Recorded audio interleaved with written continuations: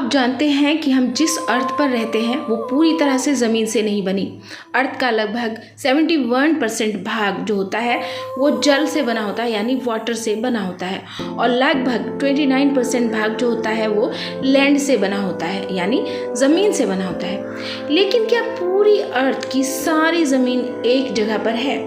नहीं, ऐसा बिल्कुल नहीं है। अर्थ की ज़मीन कई बहुत बड़े बड़े जो है लैंड मास में बटी होती है, भूभाग में बटी होती है। ठीक है, लैंड मास क्या होता है? भूभाग, यानी ज़मीन का कुछ पार्ट्स।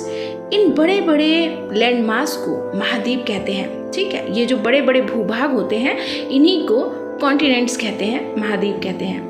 आसान भाषा में अगर इसे हम समझेंगे कि अर्थ पर मौजूद बहुत बड़े बड़े और लगातार फैले हुए भूमि के अर्थ के भाग जो होते हैं, पार्ट्स जो होते हैं, लैंड एरियाज जो होते हैं, उसी को महाद्वीप कहते हैं या कॉन्टिनेंट्स कहते हैं। इंग्लिश में कॉन्टिनेंट कहते हैं ना। महाद्वीप अर्थ के सबसे बड़े लैंड मास होते हैं। ठीक है, इनका क्षेत्रफल, इनका जो एरिया होता है वो बहुत बड़ा होता है, और ये लाखों वर्ग किलोमीटर यानी स्क्वायर किलोमीटर, और ये लाखों वर्ग किलोमीटर में फैले होते हैं। आप जानते हैं कि कॉन्टिनेंट्स की पहचान हम कैसे करेंगे?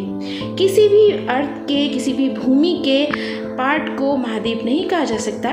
किसी भूभाग को महाद्वीप बनने के लिए उसका आकार यानी उसका साइज बहुत बड़ा होना चाहिए। ज़्यादा करके महाद्वीपों के चारों ओर ओशंस होते हैं या समुद्र होते हैं जो उन्हें दूसरे महाद्वीपों से अलग करते हैं।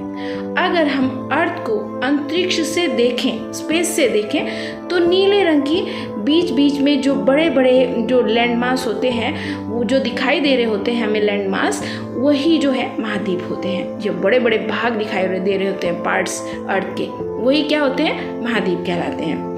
महाद्वीप पर क्या क्या पाया जाता है, इस बात को भी जान लेते हैं। महाद्वीप सिर्फ खाली ज़मीन नहीं होती, इन्हीं पर हमारा पूरा जो है लाइफ है वो चलती है।